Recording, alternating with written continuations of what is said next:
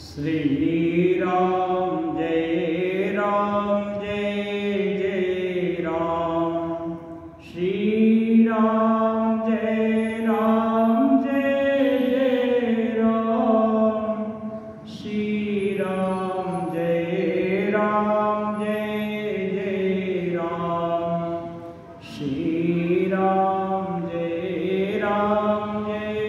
जय राम। श्री राम जय जय राम। श्री राम जय जय राम। श्री राम जय जय राम। श्री राम जय जय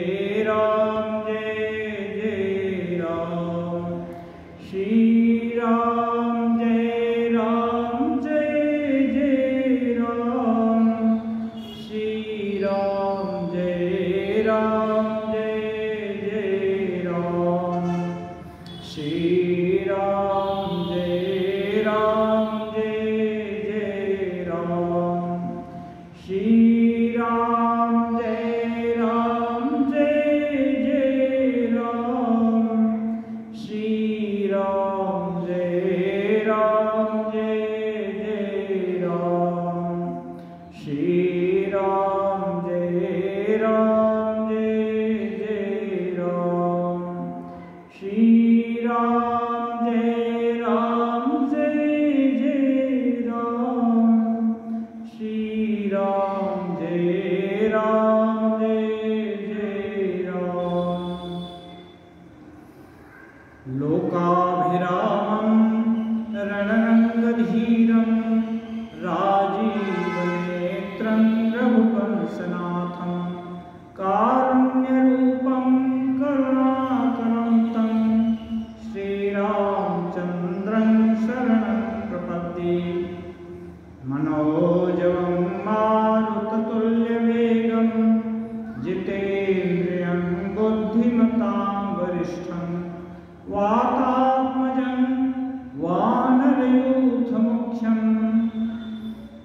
तं रामदूतं शिरसा नमामि। श्री रामचरितमानस अब अरण्य कांड शुरू होता है। मूलं धर्मतरोर्विवेकजलधेः पूर्णेन्दुमानन्ददं वैराग्याम्बुजभास्करं त्वगरं तापहं मोहाम्बोधरपूर्वपाटं विधौ स्वसंभवं शङ्करं वन्दे ब्रह्मकुलं कलङ्कशमनं श्रीरामभूपप्रियम्।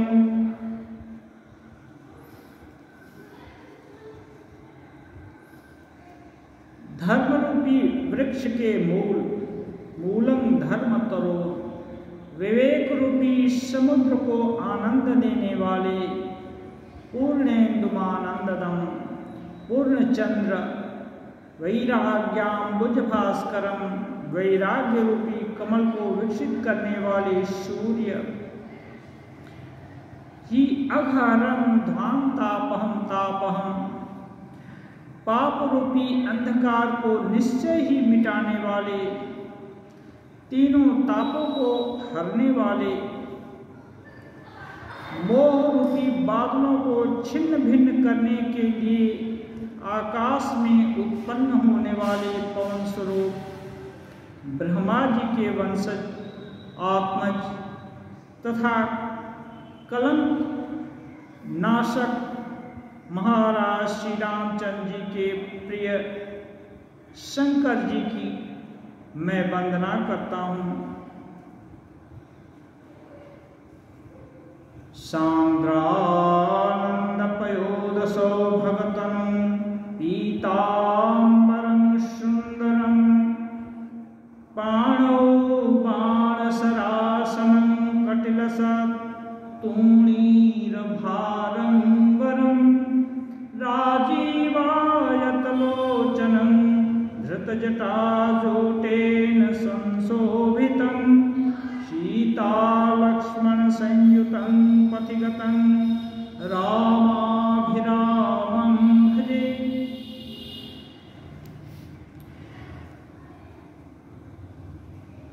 राम जी के गुरु शंकर जी हैं, शिव जी हैं। पहले उनकी वंदना करके अब श्री राम जी की भी वंदना करते हैं, जिनका शरीर जलयुक्त मेघों के समान सुंदर श्याम वर्ण एवं आनंद घन है, जो सुंदर वल्कल पीत वस्त्र धारण किए हैं, जिनके हाथों में बाण और धनुष हैं, कमर उत्तम तरकस के भार से सुशोभित है, कमल के समान विशाल नेत्र हैं और मस्तक पर जटाजूट धारण किए हुए हैं। उन अत्यंत शोभायमान सीता जी और लक्ष्मण जी सहित मार्ग में चलते हुए आनंद देने वाले श्री रामचंद्र जी की मैं भजना करता हूँ। गोस्वामी जी गुरु की सर्वप्रथम वंदना करते हैं, जो धर्म रूपी वृक्ष के मूल हैं, विवेक रूपी समुद्र को आनंद देने वाले हैं, उल्लास पैदा करने वाले हैं, यानी विवेक में ऊंची ऊंची तरंगें पैदा होती हैं, और पूर्ण चंद्र के समान हैं। वैराग्य का कमल जब खिलता है तब भक्ति का उद्रेक होता है, इसलिए वैराग्य का कमल जब विवेक रूपी सूर्य विकसित होता है तभी होता है, और घोर अंधकार मिट जाता है, तीनों पापों का नाश होता है, मोह के बादल छिन्न भिन्न हो जाते हैं। ऐसे सर्व गुणों के धनी भगवान भोलेनाथ की, जो श्री रामचंद्र जी के गुरु हैं, और सभी ऋषि मुनि सज्जन सबके ही गुरु ज्ञानदाता शिव हैं। गोस्वामी जी सर्वप्रथम उनके चरण वंदना करते हैं, फिर श्री रामचंद्र जी जो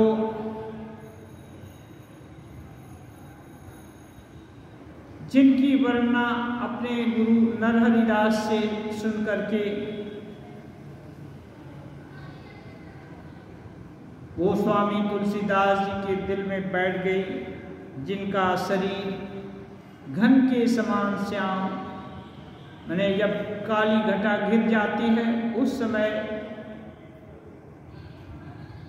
आकाश के बादलों की जो वर्ण कांति होती है वही श्री राम जी की कांति है, जिस पर कि पीले वस्त्र पहने हुए हैं, हाथ में जटाजूट धारण किए हुए हैं, कमर में तरकस धारण बांधे हैं, उनके नेत्र कमल के समान विशाल हैं, वे मस्तक पर जटाजूट धारण किए हुए हैं।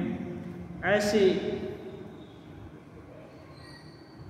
राम जी जो सीता और लक्ष्मण के साथ वन पथ पर चले जा रहे हैं, तुलसीदास जी अपनी अविष्ट सिद्धि के लिए ऐसे भगवान श्री रामचंद्र जी के चरण कमलों में वंदना करते हैं।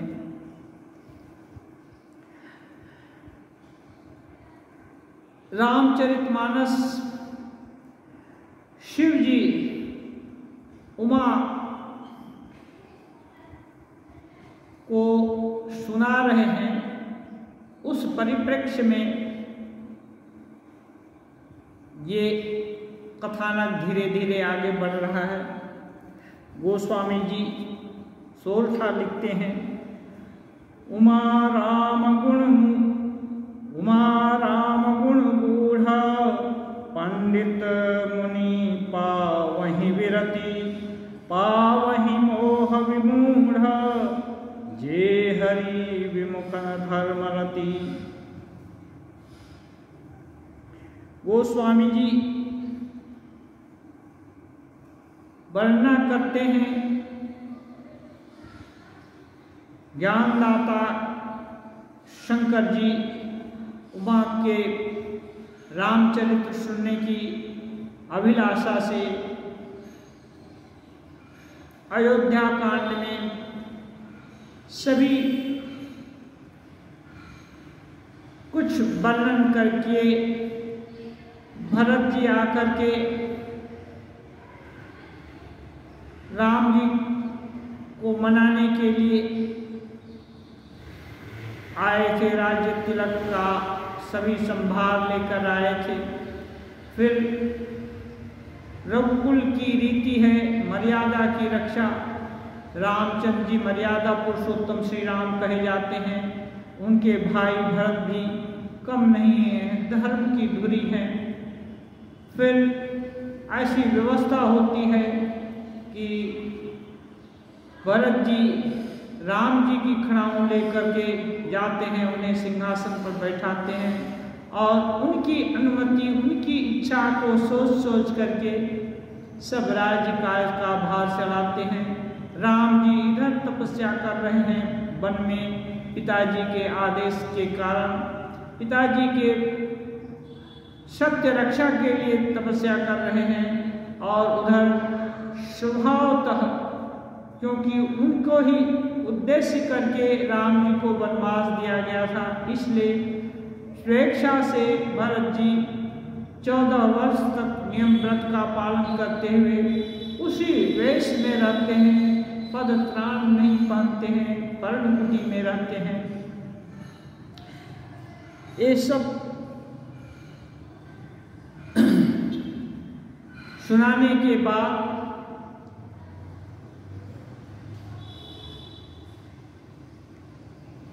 शंकर जी उमा से कहते हैं, राम गुण गूढ़ पंडित मुनि पावहि विरति। हे उमा, राम जी के गुणावली इतनी निगूढ़ है कि इसको यदि पंडित सुनते हैं, मुनिजन सुनते हैं, तपस्वी सुनते हैं तो उनको संसार से वैराग्य होता है, भगवान की तरफ अनुराग होता है।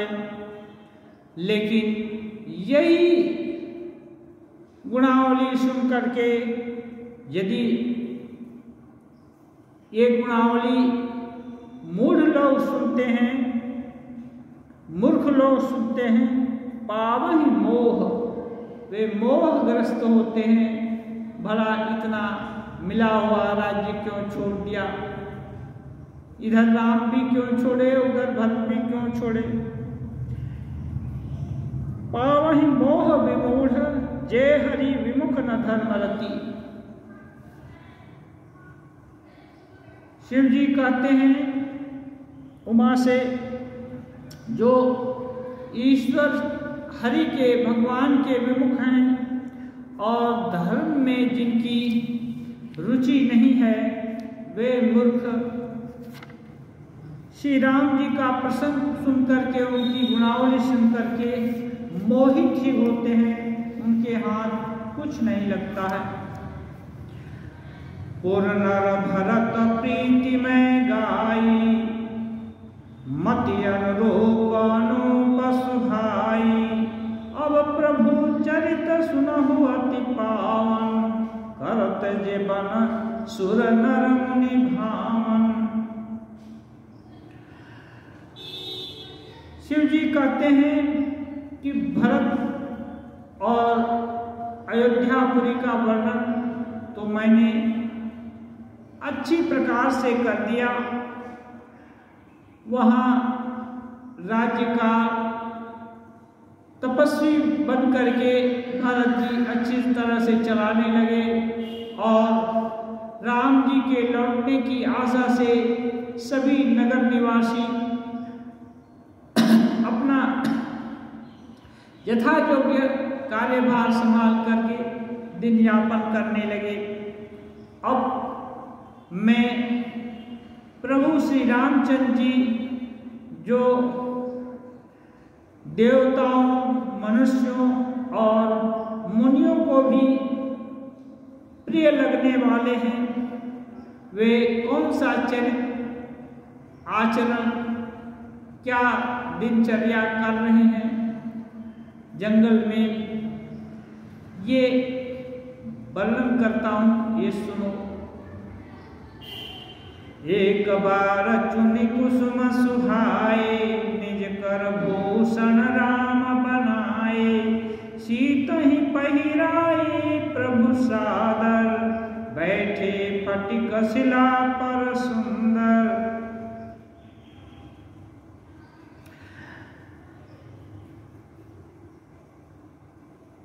गोस्वामी जी लिखते हैं, एक बार श्री राम जी जंगल के फूलों, अच्छे से अच्छे फूलों को चुनते हैं और उससे एक अच्छी माला, सुंदर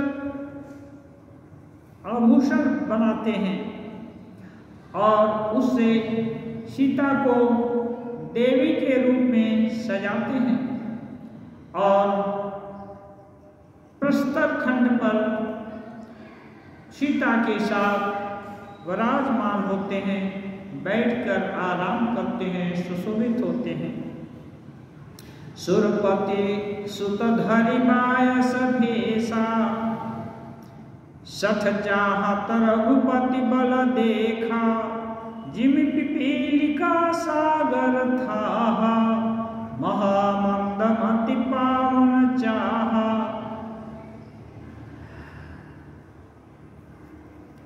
लोगों से ऐसा सुना कि भगवान नर रूप में अवतीर्ण हुए हैं, राक्षसों का, असुरों का संहार करने के लिए और देवता मुनिजनों का काम बनाने के लिए। तो इंद्र के बेटे जयंत ने राम जी की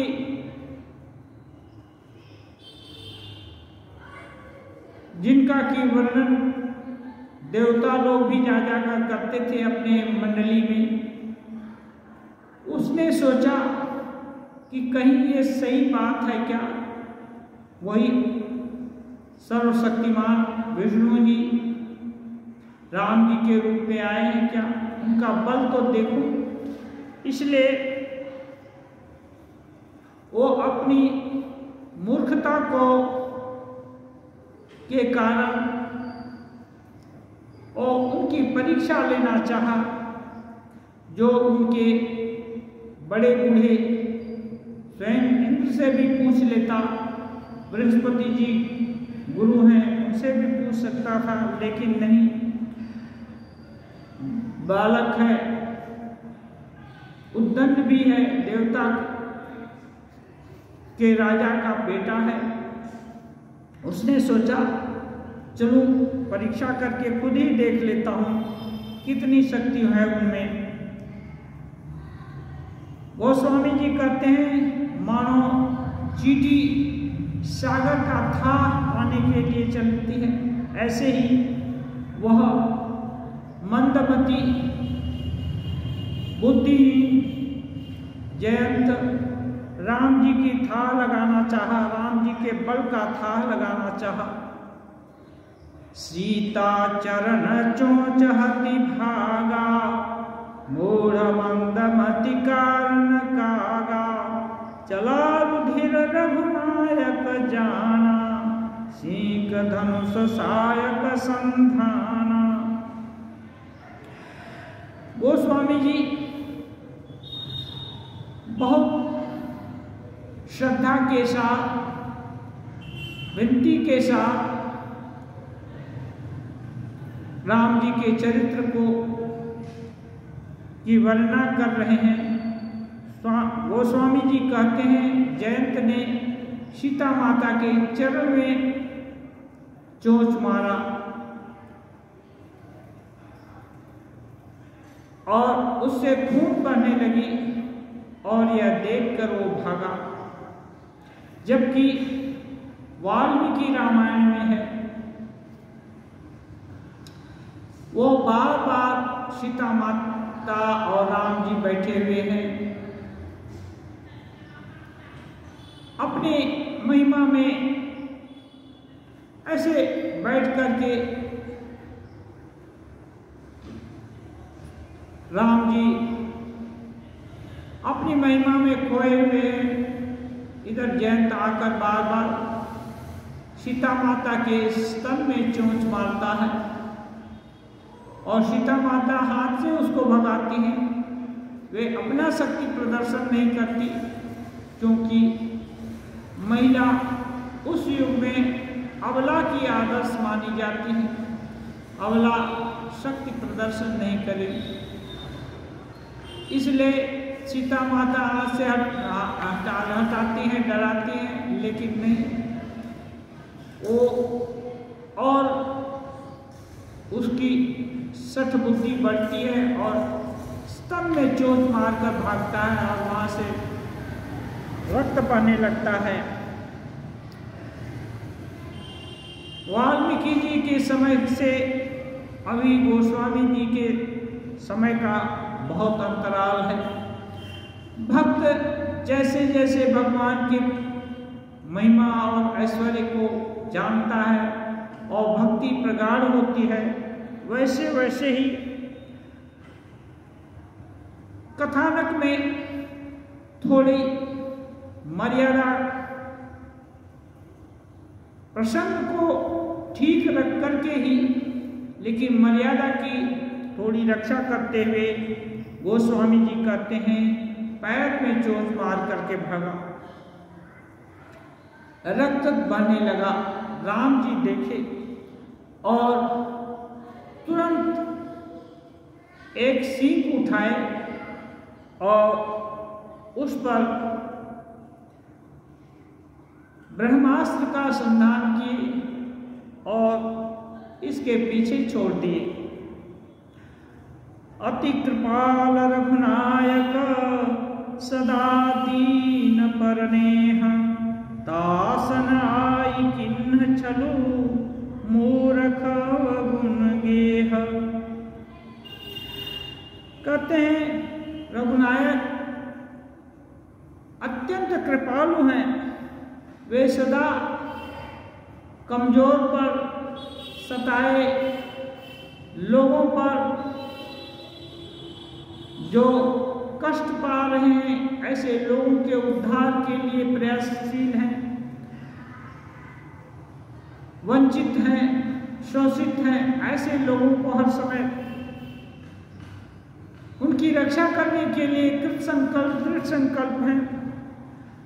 ऐसे ही तैसी रघुनाथ जी के साथ भी आकर ये मूर्ख छल किया।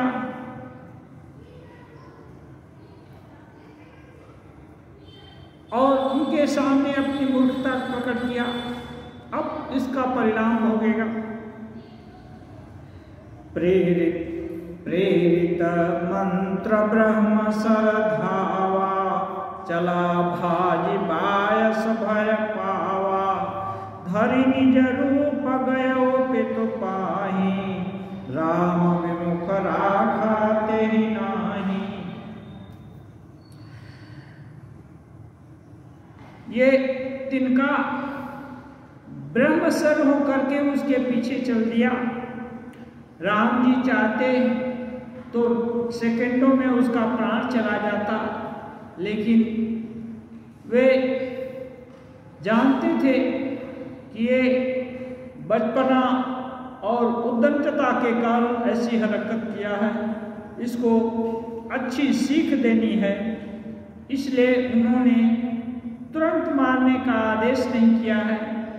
ब्रह्म आगे के मंत्रभूत अस्त्र उस समय के ऐसे चलते थे, जो अस्त्र संधान करता है उसकी इच्छा के अनुरूप कार्य होता है। अब देखा ये ज्वलंत हो गया तिनका, और उसके पीछे दौड़ा एक कौवा उड़ता हुआ भागा और एक ब्रह्मसर उसका पीछा किया।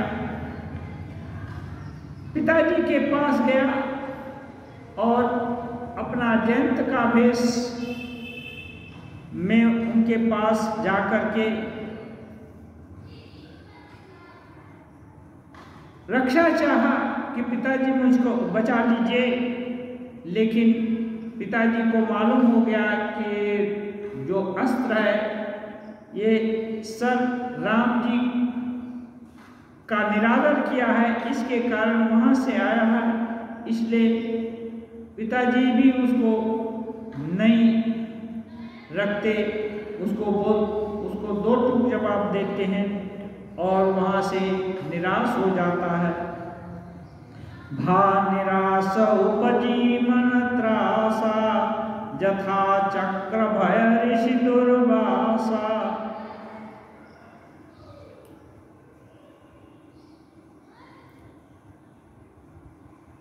पिताजी ने जब इनकार कर दिया उसकी रक्षा करने का, तब वो निराश हो गया, क्योंकि पिता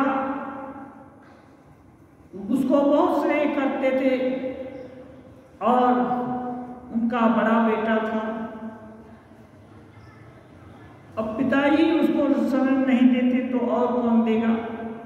वो बहुत उसके दिल में बड़ा भय समा गया। गोस्वामी जी तुलना करते हैं, जथा चक्र भय ऋषि दुर्वासा, जैसे चक्र के भय से, सुदर्शन चक्र के भय से ऋषि दुर्वासा के मन में त्रास हो गया था, भयभीत हो गए थे। घटना ऐसी थी,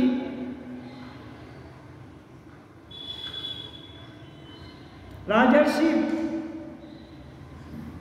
अम्बरीश यज्ञ कर रहे थे, यज्ञ के पारण का समय होने वाला था। ऐसे ही समय में दुर्वासा ऋषि वहाँ चले गए और अपने बहुत सारे शिष्यों के साथ चले गए वहाँ। अब उठ करके अम्बरीश राजा ने उनका सत्कार किया और उनसे प्रार्थना की भोजन आदि पाने की, तो उन्होंने बोला अभी स्नान आदि नहीं हुआ है, इसको करके तुरंत आता हूँ, आने पर होगा। वे चले गए नदी में और इधर अच्छा से स्नान आदि करने लगे और इधर पारण का समय हो रहा था, बहुत दिनों से यज्ञ चल रहा था। अब यज्ञ में व्रत उपवास आदि होते हैं, उसका पारण करना माने कुछ जलपान आदि कुछ करके उस प्रसाद पाकर उस व्रत को पूरा किया जाएगा। अब समय जा रहा था, ब्राह्मण लोगों ने सुझाव दिया कि एक काम करिए और कोई प्रसाद न लीजिए, भगवान का चरणामृत थोड़ा सा ग्रहण कर लीजिए, इससे पारण भी हो जाएगा और खाना भी नहीं होगा। फिर पहले अतिथि का स्वागत करके उनको खिला पिला करके फिर बाद में आप भोजन आदि ग्रहण करेंगे। सबकी सम्मति से व्रत की रक्षा के हेतु भी अम्बरीश राजा उन लोग की बात मान करके चरणामृत पान करके व्रत को पूर्ण कर लिए और इधर दुर्वासा ऋषि के आने का इंतजार करने लगे। दुर्वासा ऋषि आते ही नहीं, बहुत देर के बाद आए। तो दुर्वासा ऋषि भी बड़े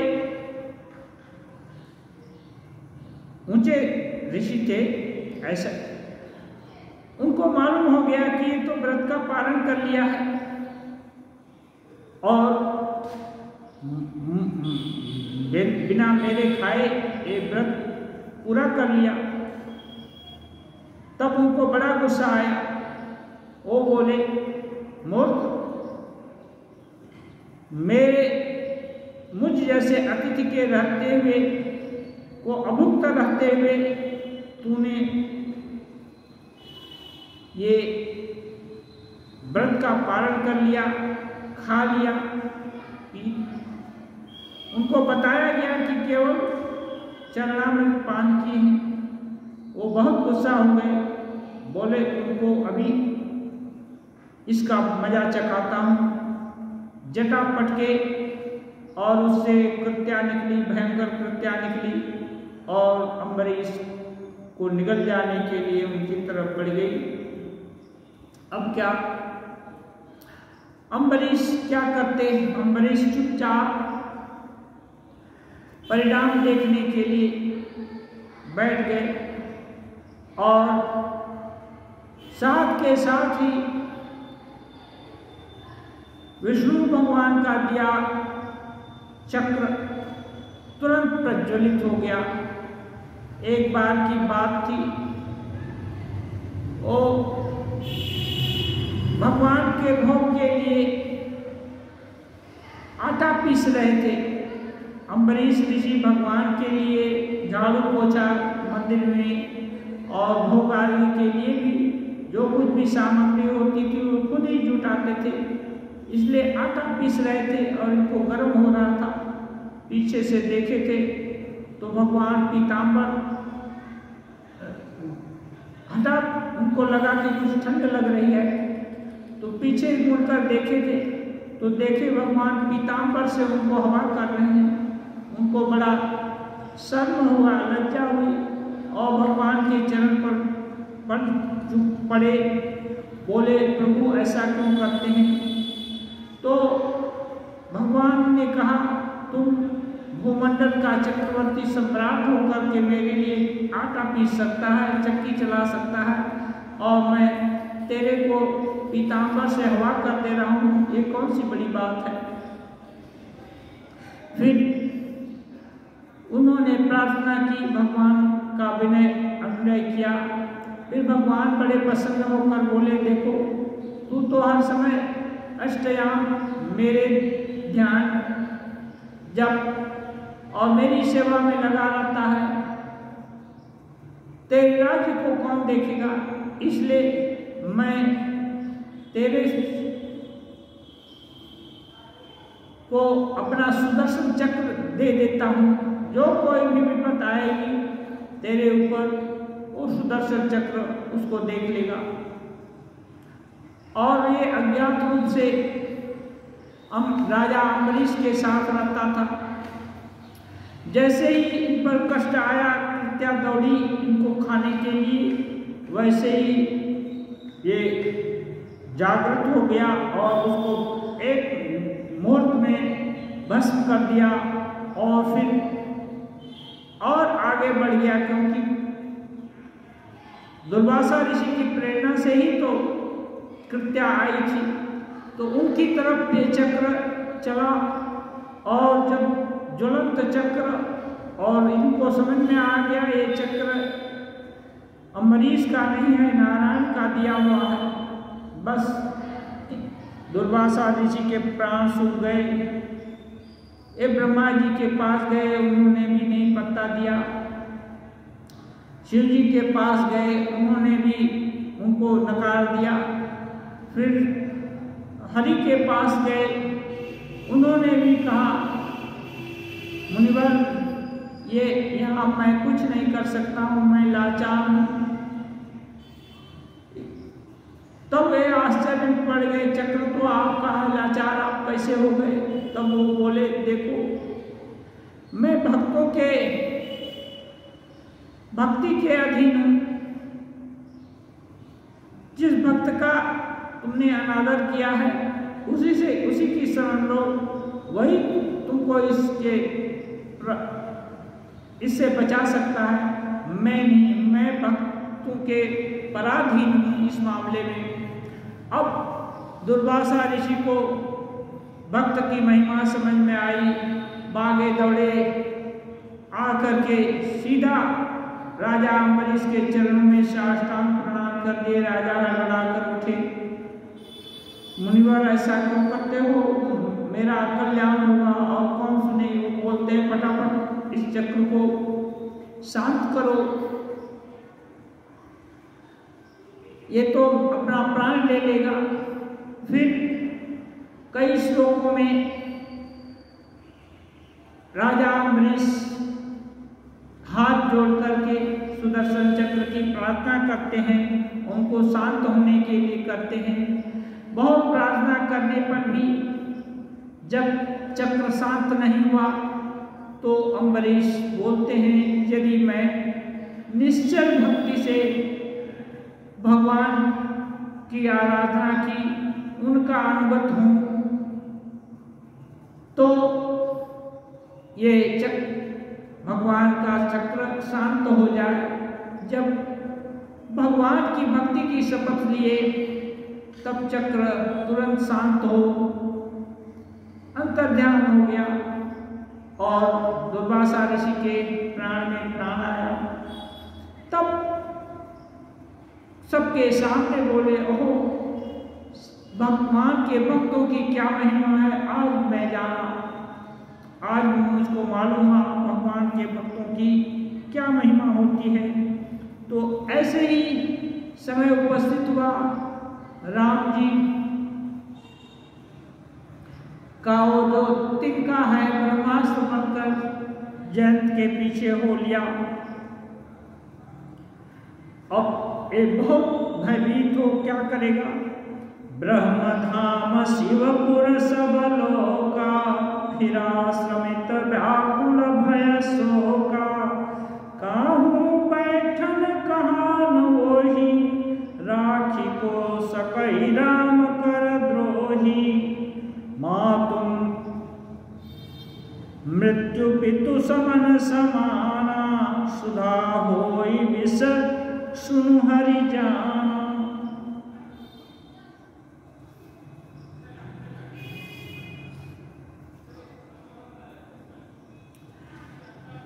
कहते हैं भा निराश उपजी मन त्रासा, बहुत निराश हो गया पिताजी जब उसको नहीं रखे और भागा, दुर्वासा के माफी संतुष्ट हो गया, ब्रह्मधाम में गया, ब्रह्मा जी के पास गया, शिवपुर और भी जितने देवलोक थे सब जगह गया, कोई उसको बैठने को भी नहीं कहा। राम जी के द्रोही को भला कौन लोग बैठने के लिए आश्रय देगा। मातु मृत्यु पितु समन समाना, सुधा होई विष सुनु हरि जाना। अब एक गोस्वामी जी ये जो कथा कह रहे हैं रामचरितमानस की, ये शिव जी के द्वारा उमा को सुनाई जा रही है, लेकिन इस कथा को भी शिव जी हंस का रूप धारण करके कभी काकभूषणी से सुन चुके थे और उसी की वर्णना कर रहे हैं। और काकभूषणी भी पक्षियों के समूह में गरुड़, पक्षीराज गरुड़ को सुना रहे थे जब गरुड़ जी को मोह हो गया था। तो इसलिए गोस्वामी जी कहते हैं कि काकभूषणी जी गरुड़ से कहते हैं, हे गरुड़ जी सुनिए, जो ऐसा है उसके लिए माता मृत्यु के समान, पिता यमराज के समान और अमृत विष के समान हो जाता है जो राम जी का द्रोही होता है। मित्र करई सतरि पुकै करनी, ताकह विबुध नदी बैतरनी। जो राम का द्रोही है उससे मित्र शत्रु का व्यवहार करने लगता है, उसके लिए गंगा जी बैतरणी नदी के समान हो जाती है। सब जगो ताहियन लहु ते ताता, जो रघुवीर विमुख सुनु भ्राता। काकुसुंडी जी गरुड़ जी को कह रहे हैं, सब जग ताहि अनलहु ते ताता।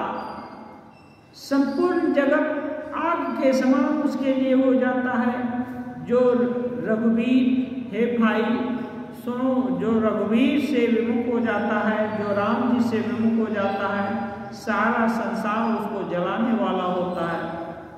नारद देखा विकल जयंता, लाग गया कोमल चित संता। अभी चारों तरफ संत जितने भी देवी लोग थे सबके यहाँ घूम रहा था। नारद जी तो सब जगह जा सकते हैं, उनका हर जगह ही उनकी पहुंच है। नारद जी देखे कि ये जयंत अत्यंत परेशान त्रसित है, एकदम व्याकुल है। उनके कोमल हृदय में संत हृदय नवनीत समाना संत हैं नारद जी, इनका हृदय द्रवित हुआ। इन्होंने उसको एक उपाय बताया।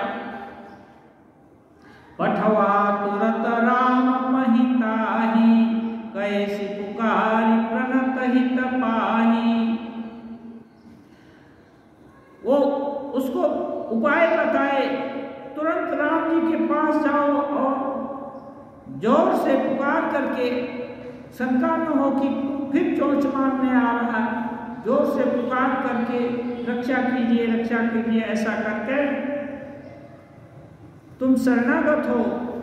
आतुर सभय गहे सिपद जाई, त्राहि त्राहि दयाल रघुराई। नारद जी कहते हैं, तुम आतुर और भयभीत होकर के रक्षा कीजिए, ऐसा कह करके, हे दयालु रघुनाथ जी रक्षा कीजिए, ऐसा कह करके उनके सीधे पैर पड़ जाना। अतुलित बल अतुलित प्रभुताई, मैं मति मंद जान नहीं पाई। और कहना, आपका अतुलित बल और अपूर्व प्रतिभा मैं मूढ़मति नहीं जान पाया, इसलिए आपकी परीक्षा लेने आ गया।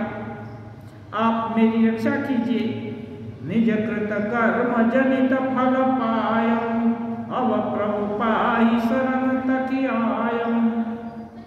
और कहना, हे प्रभु, मैंने जो दुष्कर्म किया उसका फल अच्छा से पा गया।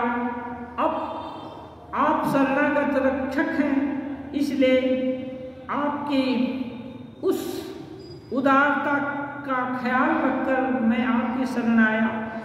सुनि कृपाल अति आरत बानी, एक नयन करितया भवानी। ऐसा जब आकर के कहा,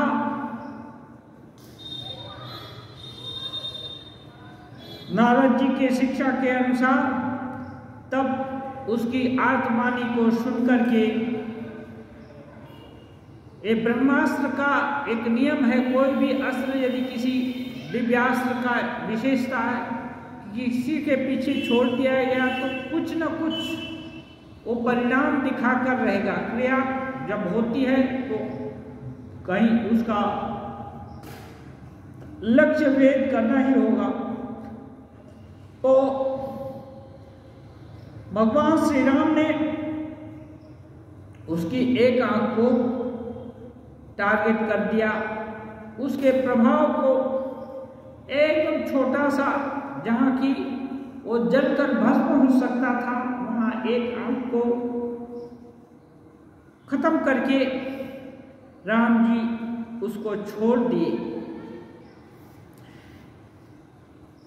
किन्ह मोह बस द्रोह, यद्यपि तेहि कर बधौचित, प्रभु छाड़ो करि छोह, ओ कृपाल रघुवीर सम।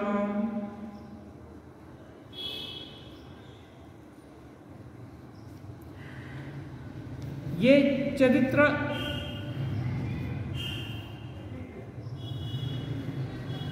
भोलेनाथ शिव जी काकभुसुंडी और काकभुसुंडी जी से हंस के रूप में जाकर के जब गरुड़ को सुना रहे थे राम जी का पूरा जीवन चरित्र, उस समय हंस बन करके जिस समय दक्ष यज्ञ में सती भस्म हो गई थी उस समय की बात है।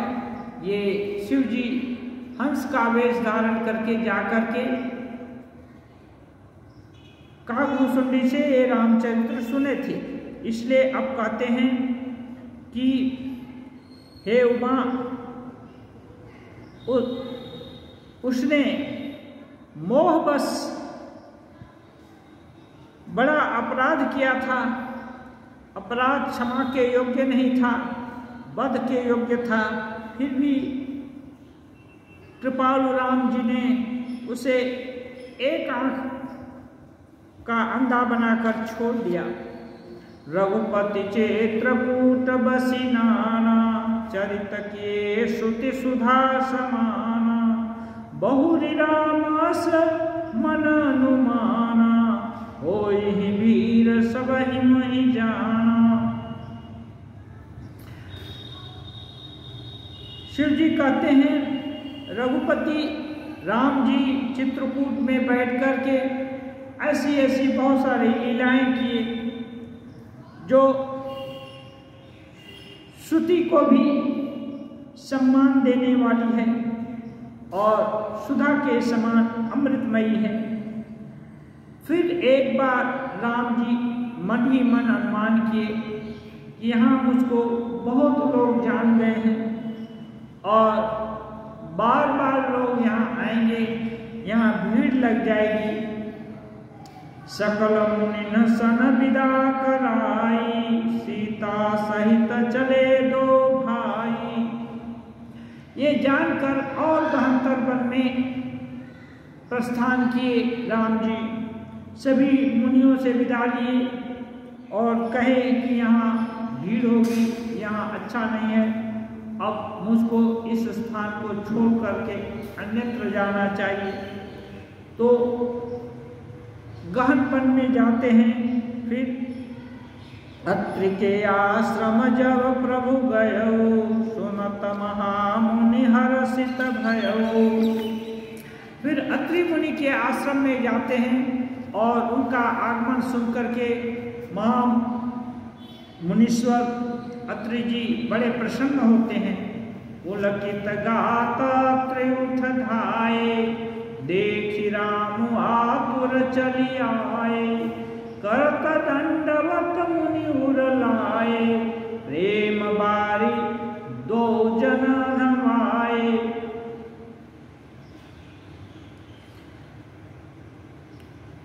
मुनि का शरीर पुलकित हो गया और वे दौड़कर चले आए। उन्हें दौड़ते देखकर राम जी और भी शीघ्रता से आगे आए और दंडवत प्रणाम किए। राम जी को उठा करके मुनि ने अपने हृदय में लगा लिया और प्रेमाश्रु से दोनों भाइयों को नहला दिया। देखि राम छवि नयन जुड़ाने, सादर निज आश्रम तब आने। करी पूजा कही वचन सुहाए, दिए मूल फल प्रभु मन भाए। राम जी को जिसका जो भाव था, जाकी रही भावना जैसी, हरि मूरत देखी तिन तैसी। ये मुनि उच्च कोटि के महात्मा थे, इसलिए राम जी की छवि को, राम जी का जो पूर्ण ब्रह्म सनातन है, ये शरीर धारण करके ये लोकाचार निभा रहे हैं, ये देख करके उनकी छवि को निहार करके बड़े प्रसन्न हुए और आदर के साथ उन्हें अपने आश्रम में ले आए। फूल, फल फूल आदि से उनकी यथासाध्य सेवा किए और उनको बैठाए। प्रभु आसन आसीन भरी लोचन शोभा निरखी, मुनिवर परम प्रवीण जोरि पानी स्तुति करत। अब आसन पा और फल मूल आदि के सेवा के बाद राम जी आसन पर विराजमान हैं। उनकी शोभा को देख करके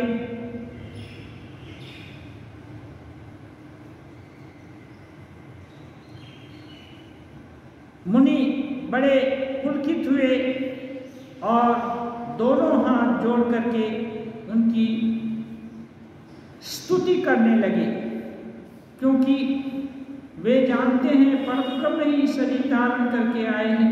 उनके लिए दशरथ का बेटा नाम मात्र के हैं, वे तो परब्रह्म को ही देख रहे हैं, इसलिए इस भावना से उनकी स्तुति करने लगे।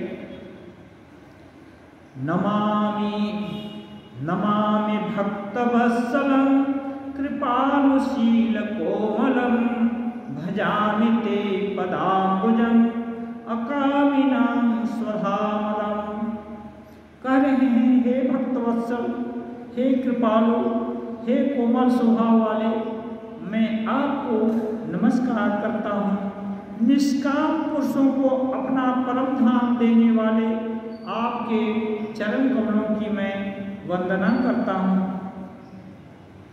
सकाम पुरुषों को परम धाम भगवान नहीं देते, इसलिए बोलते हैं निष्काम पुरुषों को अपना परम धाम देने वाले आपके चरण कमलों की मैं वंदना करता हूँ। निकाम श्याम सुंदरम भवाम्बुनाथ मंदरम, प्रफुल्ल कंज लोचनम मदादि दोष मोचनम। कहते हैं आप नितांत सुंदर श्याम, संसार के आवागमन रूपी समुद्र को मथने के लिए मंदराचल रूप, फूले हुए कमल के समान नेत्रों वाले और मद आदि दोषों को छुड़ाने वाले हैं। प्रलंब बाहु विक्रमं प्रभो प्रमेय वैभवं, निसंग चाप सायकं धरं त्रिलोकनायकं। कह रहे हैं अत्रि मुनि, हे प्रभु, आपकी लंबी भुजाओं का पराक्रम और आपका ऐश्वर्य अप्रमेय, बुद्धि से परे और असीम है। आप तरकस और धनुष बाण धारण करने वाले तीनों लोकों के स्वामी हैं। दिनेश वंश मंडनम महेश चाप खंडनम, मुनीन्द्र संत रंजनम सुरारि वृंद भंजनम। आप सूर्य कुल के भूषण महादेव जी के धनुष को तोड़ने वाले, मुनिराजों और संतों को आनंद देने वाले और देवताओं के शत्रु असुरों के समूह का नाश करने वाले हैं। मनोज वैरिवंदितम अजादि देव सेवितम, विशुद्ध बोध विग्रहं समस्त दूषणापहम। आप कामदेव के शत्रु महादेव जी के द्वारा वंदित, ब्रह्मा आदि देवताओं से सेवित, विशुद्ध ज्ञान में विग्रह और समस्त दोषों को नष्ट करने वाले हैं। नमामि इंदिरापति सुखाकरं सतां गतिं, भजे सशक्ति सानुजं सचीपति प्रियानुजं। कहते हैं, हे लक्ष्मीपति, हे सुखों की खान और सत्पुरुषों की एकमात्र गति, मैं आपको बारंबार नमस्कार करता हूँ। कहते हैं, हे सचीपति के छोटे भाई वामन जी के रूप में, वे इंद्र के छोटे भाई के रूप में अवतरित हुए थे। इसके पूर्व इसलिए कहते हैं कि इंद्र के छोटे भाई स्वरूपा शक्ति और शक्ति स्वरूपा सीता जी और छोटे भाई लक्ष्मण जी को मैं बार बार प्रणाम करता हूँ, उनकी भजना करता हूँ। त्वदंघ्रिमूलते नरा भजन्ति हीनमत्सरा पतन्ति नो भवानवे वितर्कवीचि संकुले। जो मनुष्य मत्सर रहित होकर आपके चरणों कमलों की सेवा करते हैं, वे तर्क वितर्क रूपी तरंगों के पूर्ण संसार रूपी समुद्र में नहीं गिरते, वे आवागमन के चक्र से छूट जाते हैं। विविक्तवासिनः सदा भजन्ति मुक्तये मुदा निरस्य इंद्रियादिकं प्रयान्ति ते गतिं स्वकम्। जो एकांतवासी पुरुष मुक्ति के लिए इंद्रियादि का निग्रह करके उन्हें विषयों से हटाकर प्रसन्नतापूर्वक आपको भजते हैं, वे स्वकीय गति को, अपने स्वरूप को प्राप्त हो जाते हैं। तमेकमद्भुतं प्रभुं निरीहमीश्वरं विभुं जगद्गुरुं च शाश्वतं तुरीयमेव केवलम्।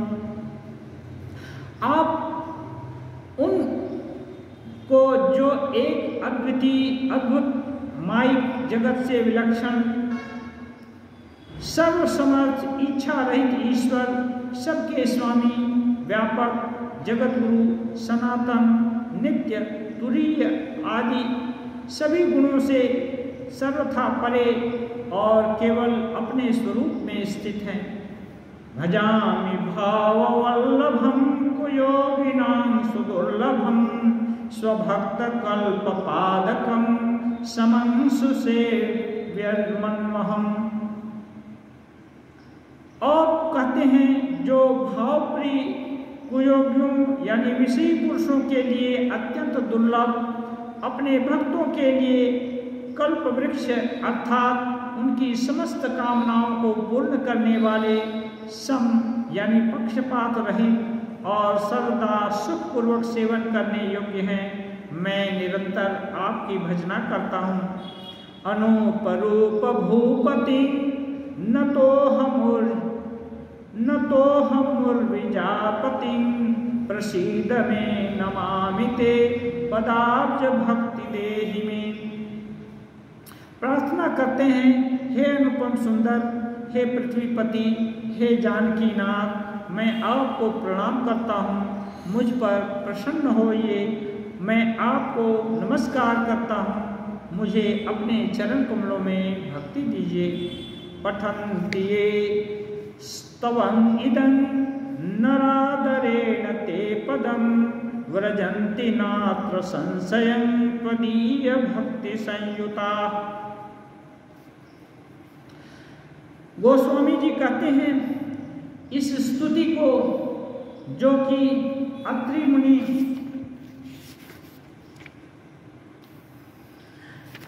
मुनि ने राम जी के लिए किया, इस स्तुति को जो कोई भक्तिपूर्वक पढ़ते हैं वे भी आज भी राम जी के परम पद को प्राप्त होते हैं, इसमें संदेह नहीं।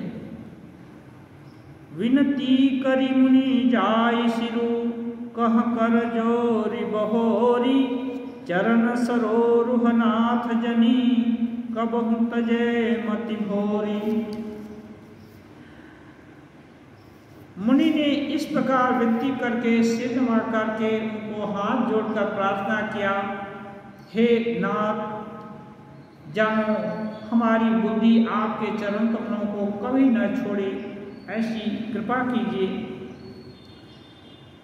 अनुसुईया के पद गहि सीता मिली बहोरी सुशील विनीता ऋषि पत्नी मन सुख दिखाई आशीष दे निकट बैठाई।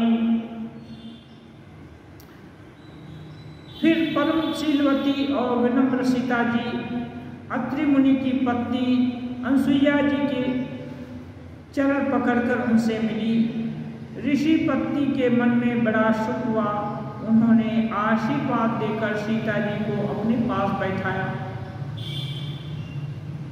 परम सती स्त्रियों में सती अनसुईया जी की चर्चा होती है। दिव्य वसन भूषण पहिराए, जे नित नूतन मल सुहाए। कह ऋषि बधू सरस मृदु बानी, नारी धर्म कछु ब्याज बखानी। ऋषि पत्नी भी तपस्विनी थी। इन्होंने सीता जी को दिव्य वस्त्र और आभूषण दिए, जो नित्य नए, निर्मल और सुहावने बने रहते हैं। दिव्य वस्त्र कभी नष्ट न होने वाले और ऐसे दिव्य आभूषण जो कभी उनसे न ही बिछुड़ने वाले हों। फिर ऋषि पत्नी उनके बहाने मधुर और कोमल वाणी से स्त्रियों के कुछ धर्म बखान कर कहने लगी, कुछ शिक्षा दिया। मातु पिता भ्राता हितकारी, मित प्रद सब सुनु राजकुमारी। अमित दानि भरता भय देहि, अधम सुनारी जो सेवन तेहि। अनसुईया जी कहते हैं, हे राजकुमारी सुनिए, माता पिता भाई सभी हित करने वाले हैं, परंतु ये सब एक सीमा तक ही सुख देने वाले हैं। परंतु हे जानकी, पति तो मोक्ष रूप असीम सुख देने वाला है। वह स्त्री अधम है जो ऐसे पति की सेवा नहीं करती। धीरज धर्म मित्र नारी, आपद काल परिखियहि चारी। वृद्ध रोग बस जल धनहीना, अंध बधिर क्रोधी अति दीना। कहती है, धैर्य, धर्म, मित्र और स्त्री, इन चारों की विपत्ति के समय परीक्षा होती है। धैर्य की भी विपत्ति के समय परीक्षा होती है, धर्म की भी परीक्षा होती है, मित्रों की भी होती है और स्त्री की भी होती है। वृद्ध, रोगी, मूर्ख, निर्धन, अंधा, बहरा, क्रोधी और अत्यंत ही दीन, ऐसे हो पति कर किए अपमाना। नारी पाव जमपुर दुख माना, एकई धर्म एक व्रत नेमा। काय वचन मन पति पद प्रेमा। कहती है, वृद्ध हो यदि पति, रोगी हो, मूर्ख हो, निर्धन हो, अंधा हो, बहरा हो, क्रोधी हो, तब भी ऐसे पति का भी स्त्री अपमान न करे। अपमान करने से ये स्त्री यमपुरी में जाकर बहुत प्रकार से दुख पाती है। शरीर, वचन और मन से पति के चरणों में प्रेम करना स्त्री के लिए बस यही एक परम धर्म है, यही एक व्रत है और यही एक नियम है। जग पतिव्रताचार्य विधि अहि, वेद पुराण संत सब कहि।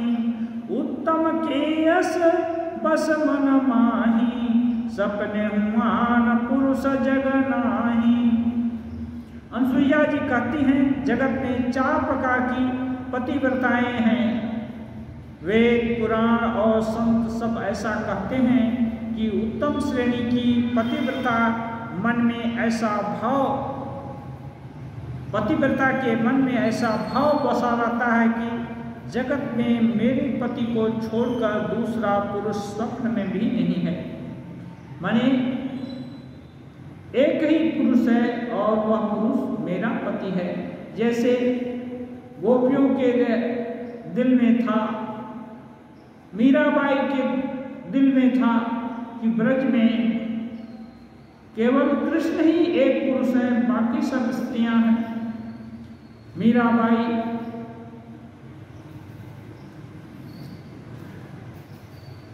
रूप गोस्वामी के पास मिलने गई थी। उन्होंने कहा कला भेजा, स्त्री से क्या मिलना। तब इन्होंने उत्तेजित होकर कहा था, आज भला यहाँ मैंने सुना था ब्रज में केवल कृष्ण ही पुरुष हैं, यहाँ और दूसरा पुरुष कौन आ गया, तब तो उसको देखना ही पड़ेगा। जब ये प्रतिक्रिया मीरा की रूप गोस्वामी सुने तो तुरंत अपनी कुटिया से बाहर आकर मीरा से मिले और मीरा ने उनको प्रणाम किया था।